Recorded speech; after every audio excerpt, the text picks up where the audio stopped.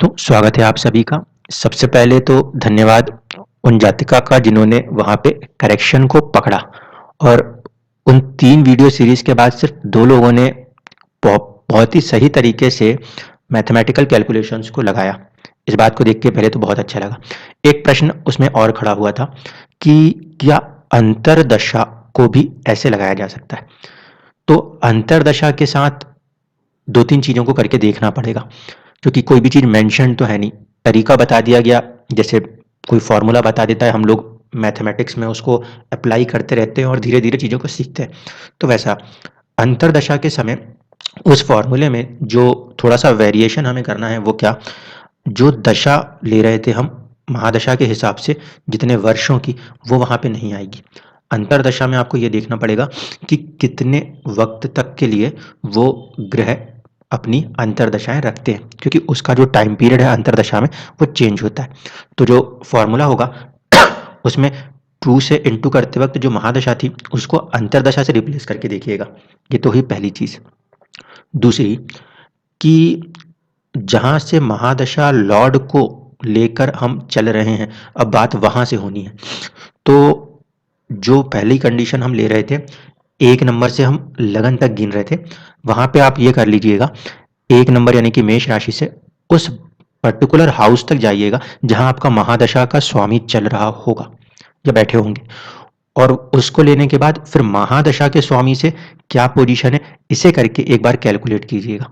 तो हो सकता है कि अंतरदशा के अंदर जो पोजीशंस बनती हों उससे निकल के आ जाए। मैंने अभी उसे ट्राई नहीं किया है, इसीलिए मैं अभी इस चीज़ को 100% की गारंटी के साथ नहीं दे सकता, लेकिन हाँ, आपने जो ये आइडिया दिया है उस आइडिया को यूज़ करके कोशिश ज़रूर करूँगा कि अगर ये चीज़ लगन से मिल सकती है या फिर जो आपके महादशा जहाँ से चल रही है उस पर्टिकुलर को लगन मान के वहाँ से ये लग सकती है कि नहीं। तो आपका जो एक कंसेप्ट था, जो आइडिया था, उसके लिए आपका भी धन्यवाद। अब आज जो चर्चा करनी है वो है योगी ग्रह पे, अवयोगी ग्रह पे। देखिए, इसमें मैं 2-3 चीज़ें बहुत क्लियर कर दूँ। कुछ ऐसी सिचुएशंस क्रिएट होती हैं जहाँ पे हमें ना अधूरा ज्ञान होता है और हमें सामने वाले को बचाना होता है, और कहीं-कहीं पे हमें उसका पूरा ज्ञान हो जाता है, तो फिर हम उसको एक प्रॉपर ड्यूरेशन से कंट्रोल करते हैं। जैसे कि पिछले कुछ दिनों के अंदर एक चीज़ समझ में आ गई थी कि ये पीरियड में अवयोगी ग्रह काम कर रहा है। तो मैंने किसी व्यापारी वर्ग के व्यक्ति को ये कह दिया कि आप ये 3 दिन के लिए काम ना करें। ये तो वैसे ही वाला हाल हो गया कि कोरोना आया, हमें बीमारी पता नहीं उस समय, तो हमने उठाया और उठा के लॉकडाउन लगा दिया, क्योंकि जो समय सही लगा वो फैसला हमने ले लिया। अब योगी और अवयोगी में भी एक प्रॉब्लम यही है कि योगी अवयोगी में अभी तक कोई इतनी बड़ी सफलता हाथ नहीं आई कि हम ये कह पाएँ कि भई ये इसी समय पे जाके काम हो रहा है। इसको समझिएगा। अब योगी अवयोगी ने अगर सारे ही ग्रहों को अवयोगी कर दिया तो क्या इंसान ज़िंदगी भर कुछ भी नहीं करे? ये भी मुमकिन नहीं है। इसीलिए थोड़ा-थोड़ा सा समय प्रिकॉशन को लेना पड़ेगा और बाकी चीज़ें खोजने के बाद बाहर आएँगी। अब देखिए कैसे चुनौतियाँ आती हैं खोज करते समय, मैं ये भी आपके सामने डिस्कस करूँगा, और योगी अवयोगी क्या है इसके ऊपर भी बारीकी से बात करेंगे। सबसे पहली कंडीशन तो ये कि योगी और अवयोगी के कंसेप्ट को इतनी ज़्यादा तवज्जो क्यों मिल रही है? ये इसलिए होता है कि आपका जिस भी दिन पे जन्म होता है उस पर्टिकुलर दिन पे सूर्य और चंद्रमा के बीच में किसी न किसी तरीके के 27 योग बनते हैं। जो 27 योग बनते हैं, उन योगों के बनने पर उन योग से जुड़े हुए नक्षत्रों को पकड़ा जाता है। ठीक है? उस पर्टिकुलर नक्षत्र में, उस पर्टिकुलर नक्षत्र के अंदर कहीं न कहीं वो एक एनर्जी है जो आपको एक योग बना के देती है। इसके साथ-साथ उस ही नक्षत्र से जस्ट 180 डिग्री दूरी पर एक दूसरा नक्षत्र है, क्योंकि अगर सिक्के का एक पहलू योग है तो उसका दूसरा पहलू अवयोग होगा। तो जो दूसरा नक्षत्र हमें वहाँ मिल जाता है, उस नक्षत्र के स्वामी को हम अवयोगी मान लेते हैं। जैसे कि इस कुंडली के अंदर अगर हम बात करें, तो हम ये देखते हैं कि यहाँ पे इनका जब जन्म हुआ, तो योग था ध्रुवा। ये योग वैसे भी अच्छा नहीं माना जाता।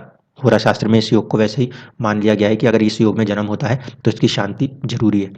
दूसरी चीज़ कि यहाँ पे जब ये ध्रुवा योग बन रहा है, तो ये बन किससे रहा है? अब ये समझना था।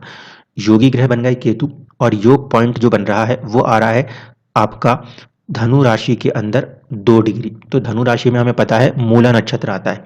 मूला नक्षत्र यौगिक पॉइंट है, ध्यान रखिएगा।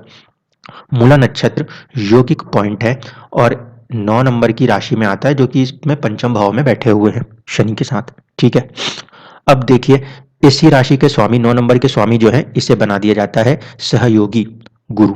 ठीक, अब बेसिकली आप लोग यहाँ तक तो जानते हैं, ये वाली चीज आप नहीं जानते कि वो किस राशि में क्या चीज से आ रहा है। तो बेसिकली होता यह है कि योग बनेगा चंद्रमा और सूर्य से, उसकी मैथमेटिकल कैलकुलेशन है, शायद पहले किसी वीडियो में मैंने आपको दे रखी है। योग बनने के बाद ये देखा जाता है कि वो जिस नक्षत्र में है उस नक्षत्र को स्वामी को ही योगी माना जाता है, और योगी को माना जाता है अति शुभ ग्रह, अति शुभ ग्रह, क्योंकि वो कुछ ना कुछ अच्छा करने आया होगा, एक चीज। दूसरा, जिस राशि में वो नक्षत्र आता है उस राशि के स्वामी को सहयोगी बोलते हैं। ठीक है, और इसके जस्ट सामने 180 डिग्री पे आपको कोई एक नक्षत्र मिलेंगे, तो उस पर्टिकुलर नक्षत्र के स्वामी जो होंगे वो अवयोगी हो जाएंगे। अब उस अवयोग में सहयोग करेंगे कि नहीं करेंगे ये कुछ मेंशन नहीं किया गया। जैसे यहाँ पे हम देखें तो 3 नंबर की राशि में और 9 डिग्री, तो ये 9 डिग्री की बात अगर करें तो ये आपका जो लाभ भाव है ये 3 नंबर की राशि, यहाँ पे 9 डिग्री। 9 डिग्री का सीधा सीधा अर्थ बनता है कि वहाँ पे आपको राहु का नक्षत्र मिलेगा। मृगशिरा के बाद आता है आद्रा। तो आद्रा नक्षत्र के अंदर जो है कहीं ना कहीं एक अवयोगी पॉइंट मौजूद है। अब देखिए ये केस क्या था, ये केस अपने आप में काफ़ी कॉम्प्लिकेटेड केस था, क्योंकि बहुत सारी चीज़ें हम लोगों ने पढ़ रखी होती हैं, उसको अप्लाई करते हैं तो हम ईजिली प्रॉब्लम तक पहुंच नहीं पाते। पहले मैं केस समझा दूं। ये एक जातिका की कुंडली थी और मेरे किन्हीं दोस्त से उनका रिलेशन, एक फ्रेंडशिप था, फ्रेंडशिप इन द सेंस कि पहचान में थे। ठीक है, मैंने किन्हीं के साथ काम किया, उन मैडम से, वो मैडम की दोस्ती है। अब मेरे पास जैसे ये केस आया, सबसे पहली कंडीशन ये थी कि मैरिज लाइफ में डिस्टर्बेंस है। ठीक, सिचुएशन सुसाइडल टेंडेंसी तक की हो चली है, सारी चीज़ें ठीक थी। अब क्या जो चीज़ें हमें दिखाई दे रही हैं वो उस चीज़ को बचाएंगी या डिस्ट्रॉय करेंगी, ये समझना जरूरी था। ये कुंडली इसीलिए मैं आपके सामने रख रहा हूँ कि इसके अंदर बहुत सारे कॉम्प्लिकेशंस हैं, और इसके बाद एक और कुंडली और रखूंगा। देखिए, अगर मैं इन लॉजिक्स के साथ चलूं, पहले तो उस समय मुझे ये योगी का इतना कोई लॉजिक का आइडिया नहीं था, क्योंकि ये बात मैं आपको बता रहा हूँ तकरीबन 2014-15 की। यहाँ पे जो सिचुएशन थी वो ये थी, अगर मैं थोड़ी देर के लिए इस योगी अवयोगी को भूल जाऊं तो मेरे को सिचुएशन क्या दिखती थी वो देखिए। सबसे पहले इस कुंडली के अंदर एक परिवर्तन योग काम कर रहा है। ठीक है, मैंने पहले भी नवम और पंचम के परिवर्तन योग को दिखाया था। यहाँ पे फिर देख लीजिए, गुरु जो है मंगल की राशि में है, मंगल जो है वो गुरु की राशि में, तो यहाँ पे एक तरीके का नवम पंचम योग काम कर रहा है, यानी कि पूर्व पुण्य के भाव का आपके फिर एक भाग्य के भाव के साथ जुड़ जाना। ठीक, ये कंडीशन बन रही है। दूसरी कंडीशन कि जब कभी भी हम ऐसे फॉर्मेशंस को देखते हैं तो हम कहते हैं कि परिवर्तन योग बहुत अच्छा होता है, जिंदगी में बहुत ऊंचाइयां देता है, कई सारी बातें करते हैं। तो वो ठीक है कि वो जिंदगी में ऊंचाइयां दे सकता है, मगर किसी ना किसी कीमत पे देगा, इसको ध्यान रखना होता है। तो यहाँ पे भी कुछ ऐसे फॉर्मेशंस देखने को मिलते थे कि परिवर्तन हो गए तो कुंडली स्ट्रांग है, पहली कंडीशन। दूसरी बात जो है वो ये कि अगर मैं यहाँ पे देखूं तो उस समय की जो मेरी धारणा थी और मेरी आज भी वही एक धारणा है, शनि जो है वो किसी भी चीज को अपनी तरफ से अगर देते हैं तो उसको कभी नहीं तोड़ते। ठीक है, शनि अपनी तरफ से अगर किसी चीज को देते हैं तो उसे नहीं तोड़ते, इस बात को बहुत अच्छे से मानिएगा। आपकी कुंडली में शनि की राशि जिस भी भाव में बैठी हो, उस पर्टिकुलर हाउस को लेकर वो बहुत ही ज्यादा प्रोटेक्टिव रहते हैं, बहुत ज्यादा प्रोटेक्टिव रहते हैं, पॉजिटिव रहते हैं, उसे वो नहीं तोड़ते। ये एक नेचर है, ऐसा समझ लीजिए। एक वृद्ध व्यक्ति के द्वारा दिखाया गया है शनि को, के समान दिखाया गया है शनि को। आपके घर में जो सबसे बुजुर्ग व्यक्ति होंगे, भले वो आपको कुछ कहते हों, आपको काम करने में रोक देते हों, लेकिन आप घर नहीं आते हो तो वही व्यक्ति सबसे पहले सोचता है कि वो इंसान आया कि नहीं आया। ठीक है, तो यही नेचर शनि का भी है। वो ठीक है कि वो एक वृद्ध है, आप उछल कूद करने गए, इतना डांट डपट दिया, ये सारी स्थिति है शनि के साथ, जहां भी उनका भाव आएगा उसमें ये स्थिति है। लेकिन शनि का एक नेचर है, वो अपने भाव की चीजों को लेकर हमेशा सजग सतर्क रहते हैं। ठीक है, इस आधार पर मैंने कहा कि नहीं, मुझे नहीं लगता कि कोई डाइवोर्स मुमकिन है। कोर्ट केस तक शुरू हुए, कोर्ट केस के अंदर भी डाइवोर्स नहीं हुआ। ठीक है, क्योंकि शनि अपनी चीज़ों को बहुत अच्छे से प्रोटेक्ट करता है। प्रॉब्लम ये आई कि जो हस्बैंड थे वो ड्रिंक पे ड्रिंक और दूसरे इधर उधर की चीज़ों में इन्वॉल्व बहुत ज़्यादा हो गए। तो फिर मेरे को यही कहना पड़ेगा, प्रैक्टिकलिटी ये कहती है कि ठीक है, कुंडली में हम इस बात को मान रहे हैं कि ये चीज़ नहीं दिख रही टूटती हुई, लेकिन हालात ये हो रहे हैं कि अगर हम नहीं छोड़ेंगे तो हमारी ज़िंदगी आगे नहीं बढ़ेगी। इस चीज़ के बाद यानी कि कोर्ट में जो डाइवोर्स नहीं हुआ उसको प्रैक्टिकल सिचुएशन में लाके ब्रेक करना पड़ा। ये बात यहाँ पे क्लियर थी। अब देखिए कि कुंडली के अंदर ये फॉर्मेशन योगी अवयोगी से भी कनेक्ट होगा और बाकी की कई सारी चीज़ों के साथ कनेक्ट होगा, तो आप उसको इतनी आसानी से पकड़ भी नहीं पाओगे प्रॉब्लम्स को। जैसे कि 7th हाउस के अंदर राहु और सूर्य का योग काम कर रहा है। राहु पृथकतावादी ग्रह है, सूर्य भी पृथकतावादी ग्रह है। अब हम सभी लोग ये पढ़ के चलते हैं कि लगन का स्वामी यानी कि फर्स्ट हाउस का स्वामी जहाँ बैठेगा उसमें तो वृद्धि करेगा। तो यहाँ पे सूर्य जो है अगर इस लॉजिक से देखें तो बचाने की पूरी कोशिश करेगा, इसलिए जातिका ने मैरिज लाइफ को बचाने की पूरी प्रयास किए।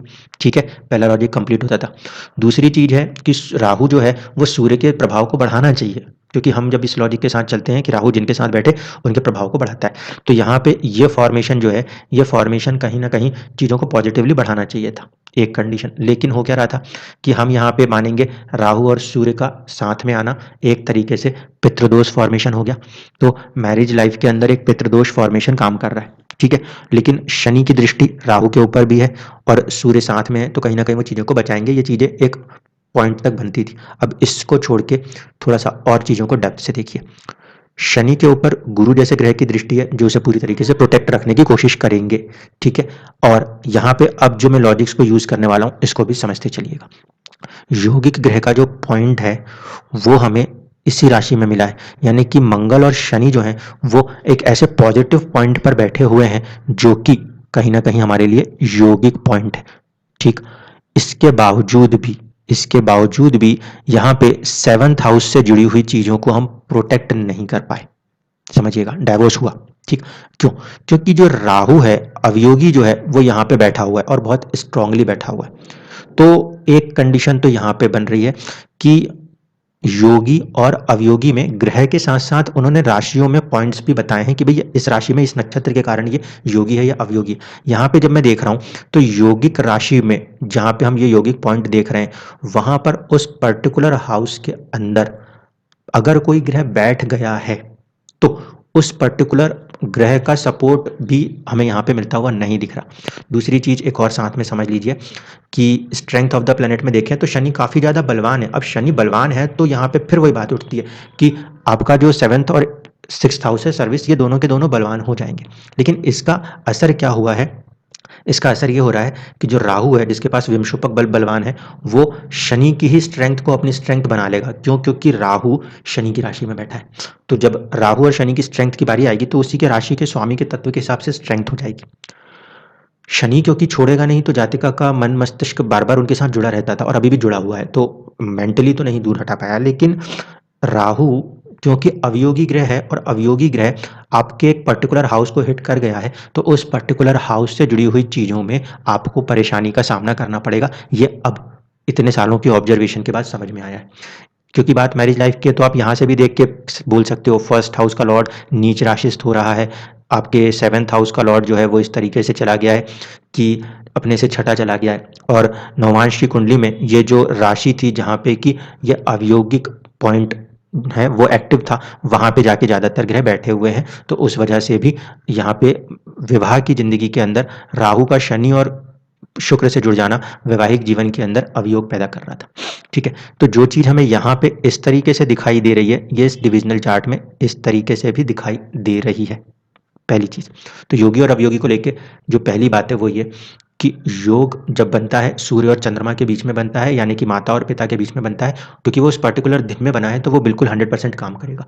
वहां से आपको योगी अवयोगी ग्रह को देखने के साथ साथ ये भी पकड़ना होगा कि उनकी राशियां किस राशि से ये योग पैदा हुआ है। यहाँ पे अब मैं ये थोड़ा थोड़ा सा सीख पाया कि देखिए दो क्रूर ग्रहों का, जो कि इसमें से एक तो आपका पॉजिटिव है मंगल, ठीक है, दूसरा है शनि जो कि पॉजिटिव नहीं मानते क्योंकि छठे और सातवें के स्वामी है। मंगल योग कारक ग्रह माना जाता है। योग कारक ग्रह बैठा हुआ है आपके योगिक पॉइंट पे तो उसे मैं पॉजिटिव मानूं, जबकि आपका एक शनि जैसा ग्रह जो कि पॉजिटिव नहीं है वो वहां पे बैठा हुआ है, तो दोनों ही क्रूर ग्रह हैं। दोनों क्रूर ग्रहों ने आपके योगिक पॉइंट के आसपास अपनी वैल्यू बना के परेशानियां खड़ी करी। मुझे अब यहाँ पे कुछ ऐसा नजर आता है, जबकि नवांश की कुंडली एक अलग पूरी तरीके से कहानी दिखा रही होती है। इसलिए बोल रहा हूँ कि जब कभी भी रिसर्च की बात होती है तो हमारे सामने बहुत सारी कॉम्प्लिकेशंस खड़ी होती हैं। यहाँ पे मैं सिर्फ ये बैठा है इसी को जिम्मेदार मान लूँ, या फिर यहाँ पे ये पोजीशन बैठी है इसको जिम्मेदार मानूँ, यहाँ पे दिमाग के अंदर बार बार सोचने वाली स्थिति बनती है। इवन दो कि यहाँ से देखते तो आपका योग कारक ग्रह आपके शनि के साथ जुड़ेगा तो उसको भी पॉजिटिव करेगा। इसके बावजूद यहाँ पे हमें चैलेंजेस देखने को मिले। 5वें और 9वें के बीच में होने वाला एक्सचेंज बहुत अच्छा होगा ऐसा माना जाता है, उसके बाद भी हमें यहाँ पे चुनौती देखने को मिली। समझिए, अब एक दूसरी कुंडली को लेते हैं और वहाँ पे चर्चा करते हैं उसमें भी क्या प्रॉब्लम आती है देखिएगा। ये एक दूसरी कुंडली है, ये एक जातक की कुंडली है और यहाँ पे प्रोफेशन के अंदर चैलेंजेस आ रहे हैं। तो सबसे पहले प्रोफेशन के चैलेंज को देखें तो हम देख रहे हैं कि 10th हाउस का स्वामी वैसे ही 12th में चला गया, 12th का स्वामी उच्च का हो गया 10th में आकर, तो भी परेशानियां हैं। पहली कंडीशन ये फुलफिल हो गई, ठीक है। दूसरी बात है कि इन जातक की कुंडली में जो योग बन रहा है वो योग बनता है आपके शनि को यौगिक बना देता है, मंगल को सहयोगी बना देता है और चंद्रमा को अवयोगी बना देता है। जो आपका यौगिक पॉइंट है वो स्कॉर्पियो राशि में बैठा हुआ है, यानी 8 नंबर की राशि यहाँ पे बैठा हुआ है। दूसरी चीज अवयोगी जो है वो आपका वृषभ राशि में आ गया है, तो यहाँ पे ये आपका टॉरस है, यहाँ पे अवयोगिक पॉइंट बैठा हुआ है। अब यहाँ पे समझने में प्रॉब्लम है। देखिए, योग बनाने वाला ग्रह शनि, अवयोग बनाने वाला ग्रह चंद्रमा, सहयोग करने वाला ग्रह आपके लिए हो गया मंगल। तो यहाँ पे जो ये अवयोगी ग्रह की राशि आ रही है इस हिसाब से अवयोग को बनाने वाला, अवयोग में सहायता देने वाला ग्रह हो जाएगा, वो हो जाएगा शुक्र। शुक्र और इस शुक्र का इस अवयोगी ग्रह से पूरी तरीके से दृष्टि संबंध बन रहा है, ठीक है। तो यहाँ पे कहीं ना कहीं इनको भी प्रोफेशनल लाइफ के अंदर चैलेंजेस देखने को मिल रहे हैं। अब इसमें भी क्या प्रॉब्लम आ रही है ये समझा देता हूँ। पहले तो स्ट्रेंथ को देखें तो हमने देखा कि इस कुंडली में चंद्रमा काफी स्ट्रेंथ ले रहा है कंपेयर टू शनि। योगी और अवयोगी के बीच में उनके बलों को समझना जरूरी है। तो यहाँ पे हम देख रहे हैं कि जो योगिक ग्रह है वो बलवान नहीं है, वो बैठा भी है उस अवयोगी ग्रह की राशि के अंदर। चंद्रमा की राशि में बैठे हैं तो कहीं ना कहीं शनि जो है वो भी चंद्रमा के अधीन है। पहली प्रॉब्लम ये खड़ी हो गई। दूसरी बात यह है कि चंद्रमा दिशा बल लेकर और ज्यादा बलवान हो गए, ये दूसरी प्रॉब्लम खड़ी हो गई। अब यहाँ पे हम सिर्फ प्रोफेशन के प्रॉब्लम्स को देख रहे हैं तो अवयोगी ग्रह की दृष्टि जो है वो 10th हाउस पे है और वो पर्टिकुलर ग्रह जिसके अंदर की ये पोटेंशियल मौजूद है किस चीज का, अवयोगी ग्रह को अपने राशि में नक्षत्र देने का, वो बलवान होकर सामने बैठा है। तो ये भी एक प्रॉब्लम का रीजन नजर आता है। दूसरी बात यह है कि इतनी सारी चीज़ों के बावजूद इनको प्रोफेशनल लाइफ के अंदर काफ़ी चैलेंजेस आ रहे हैं। तो दूसरी सिचुएशन क्या खड़ी हो रही है वो ये देखिए कि जो इनका 10th हाउस का लॉर्ड है गुरु, वो नवांश के अंदर जाके कहीं ना कहीं नीच राशिस्थ हो जा रहे हैं, जबकि शुक्र जो है वो वर्गोत्तम है। तो 12वें का स्वामी वर्गोत्तम है तो वैसी परेशानियां करेगा, प्रोफेशन के अंदर मानसिक परेशानियां देता ही रहेगा। ये कॉम्बिनेशन यहाँ पे आके फंस जाता है कि नवांश की कुंडली में क्योंकि गुरु जो है नीचे आशिष्ट हैं, आप अभी गुरु की दशा में चल रहे हो इसलिए ये परेशानियां आ रही हैं। दशमांश की कुंडली में अगर हम जाके देखते हैं तो यहाँ पर भी हमें दिखाई देता है कि गुरु फिर नीचे आशिष्ट हो गए हैं, ठीक है। नवांश में तो गुरु ने फिर भी शनि से राशि परिवर्तन किया हुआ है, लेकिन दशमांश में फिर वो स्थिति बनी है और जातक की इस समय जो दशा चल रही है वो गुरु की ही चल रही है। तो ऐसे में ये समझ पाना मुश्किल हो जाता है कि वो योगी ग्रह अवयोगी ग्रह काम कैसे और कितना कर रहे हैं। यहाँ पे अवयोगी ग्रह जो है वो घर के अंदर के माहौल को खराब कर रहा है सीधे सीधे, ठीक है। और उसकी दृष्टि क्योंकि 10th हाउस के ऊपर है इसलिए वो उसको भी डिस्टर्ब कर रहा है। अब ये चीज राहु की दशा में जब इनके पास काम था तो काम तो छोटे छोटे से थे लेकिन उतने परेशान नहीं थे। गुरु की दशा आई है तो ज्यादा परेशान हो गए। तो क्या मैं ये मानूं कि गुरु जो है वो ऐसी राशि में बैठे हैं जहां अवयोगी पॉइंट है? अगर इसको मानूं तो देखिए, अब जो बात कह रहा हूं उसको ठंडे दिमाग से समझिएगा। शनि और मंगल नैसर्गिक क्रूर ग्रह माने जाते हैं अगर वो ग्रह नैसर्गिक रूप से आपके उस पॉइंट पर बैठे हुए हैं जहां पे आपका योगिक पॉइंट है तो भी चुनौतियां हैं। और अगर अति शुभ ग्रह आपके ऐसे राशि में जाके बैठा है जहां पे अवयोगी पॉइंट है तो वो उसमें पॉजिटिविटी देके भी परेशानी कर रहा है। अभी तक की खोज इतनी सी बात को बताती है। ये जो दो पर्टिकुलर कुंडलियां मैंने आपके सामने रखी इसलिए रखी। पहली चीज, योगी और अवयोगी ग्रहों के बीच में उनकी स्ट्रेंथ को चेक करना होगा, एक चीज। दूसरी बात जो होगी वो ये होगी कि गुरु शुक्र चंद्रमा जैसे शुभ ग्रह अगर अवयोगी वाली राशि में जाके अपने आप को बिठा ले तो उनका काम है शुभता। अब वो ये नहीं देखेंगे कि मैं अशुभता वाली राशि में बैठ के उसकी चीजों को बढ़ा रहा हूँ, जबकि शनि मंगल सूर्य इन ग्रहों का काम है थोड़ा सा कमी करो। तो ऐसे सिचुएशन में वो प्लैनेट्स अगर यौगिक पॉइंट पे बैठेंगे तो वो वहां पे दुख देने का काम कर सकते हैं, एक बात। दूसरी बात कि जो यौगिक पॉइंट्स या अवयौगिक पॉइंट्स बने हैं, जब भी कोई ग्रह का गोचर उनके ऊपर से या उनके से त्रिकोण में होगा तब तक आपकी जिंदगी में अवयोग या पॉजिटिव योग होने की संभावनाएं बनेंगी। इसीलिए इन सारी चीज़ों में अभी काफ़ी ज़्यादा कॉम्प्लिकेशंस, इनके बारे में कोई डिस्कस नहीं करता। किताबों में लिखी हुई बातों को हर कोई डिस्कस करता है कि ये योगी है, ये सहयोगी है, वो अवयोगी है और बस ये चीज़ होंगी। लेकिन अगर सारे ही ग्रहों को अवयोगी छू ले तो क्या पूरी ज़िंदगी के हर ग्रह आपको खराब रिज़ल्ट देंगे? ये कहना बहुत मुश्किल होता है। इसीलिए कह रहा हूँ, इन 2 एग्ज़ाम्पल्स में ये तो समझ में आ गया कि यहाँ पे इस फ़ॉर्मेशन ने इनके प्रोफ़ेशनल लाइफ़ को काफ़ी डिस्टर्ब रखा। लेकिन अभी क्योंकि गुरु की दशा में हैं, तो हो सकता है ये दशा खत्म होने के बाद चीज़ें बदल जाएँ, तो फिर मुझे अपने स्टेटमेंट्स को चेंज करना पड़ जाएगा, पहली बात। जातिका की कुंडली में जो नवांश है वो वैसे भी मैरिज लाइफ को डिस्टर्ब दिखा रहा था और उसके बाद राहु ने भी वहीं प्लेसमेंट ली हुई है, तो सिर्फ क्या राहु एक जिम्मेदार है? मैरिज होने के बाद कई सारी दशाएं चली, उनकी भी गुरु की दशा चली थी, कई सारी दशाएं चली, लेकिन दशाओं के चलने के बाद उनको बहुत लंबे समय तक उस चीज़ से परेशान होना पड़ा। तो 2-3 चीज़ों को यहाँ पे मैं ऑब्जर्व करके बोल सकता हूँ। अवयोगी पॉइंट चौथे घर में आया है, तो मन में हमेशा किसी बात को दुख, फैमिली के अंदर किसी बात का दुख रह सकता है, प्रॉपर्टी वेल्थ को लेकर दुख रह सकता है। अगर अवयोगी ग्रह 7th हाउस में चला गया है, तो पार्टनरशिप्स में, मैरिज के अंदर उस हिस्से में दुख रह सकता है। अगर कोई शुभ ग्रह उस पॉइंट पे चला गया है जहाँ पे आपकी अवयोगी राशि का वो नक्षत्र मौजूद होता है, तो वो आपकी परेशानियों को बढ़ा सकता है। अगर कोई क्रूर नेचर का ग्रह आपके योगिक पॉइंट के ऊपर जाके बैठ गया है, तो हो सकता है कि आपका जो पॉजिटिविटी वहाँ से निकल रही है योग से, उसको भी डिस्टर्ब किया हो। इसलिए कोई भी डिसीजन योगी अवयोगी को लेकर कहने से पहले हमें ये सोचना जरूरी होगा कि बाकी की परिस्थितियां उस कुंडली में कैसी बनती हैं। उसके बिना सिर्फ वो छोटा सा एक वेग स्टेटमेंट है कि मैंने किताब में पढ़ा हुआ है कि ये योगी है, वो अवयोगी है, तो बस सब कुछ खराब खराब करेगा, ऐसा नहीं है। विषकुंभ योग को देखिए, विषकुंभ योग में शनि योगी है, चंद्रमा सहयोगी भी है और अवयोगी भी है। विषकुंभ के एग्जाम्पल बता देता हूँ आपको। विषकुंभ योग के एग्जाम्पल हैं अमिताभ बच्चन जी और नरेंद्र मोदी जी। इन दोनों की जिंदगियों में क्योंकि योगी शनि था, इन्होंने लेट सक्सेस हासिल करी। चंद्रमा अवयोगी भी था और सहयोगी भी था, तो अवयोगी और सहयोगी होने की वजह से पहले उस पर्टिकुलर प्लैनेट ने बहुत ज़्यादा अड़चने दी हैं और बाद में क्योंकि अवयोगी ही सहयोगी है तो उसने सपोर्ट भी किया है।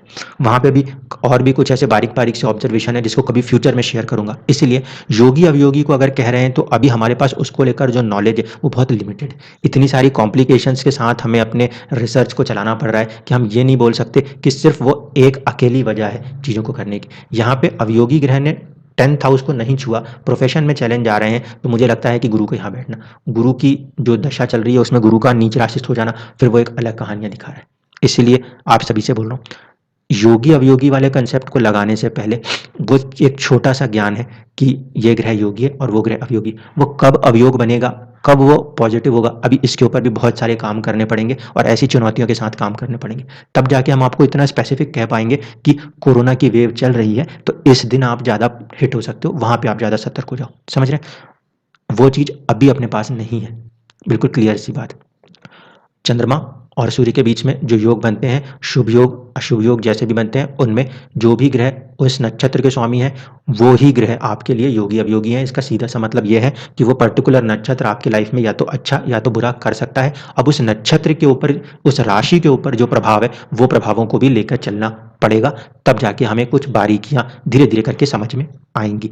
दूसरी बात, अवयोगी और जो आपका योगी है उनकी आपस में स्ट्रेंथ चेक करना बहुत जरूरी है। अगर अवयोगी ग्रह बलवान हो गया, सहयोगी ग्रह कमजोर पड़ गया, तो फिर लाइफ के अंदर प्रॉब्लम्स ज़्यादा बढ़ेंगी, ये भी नज़र में आता है। धन्यवाद।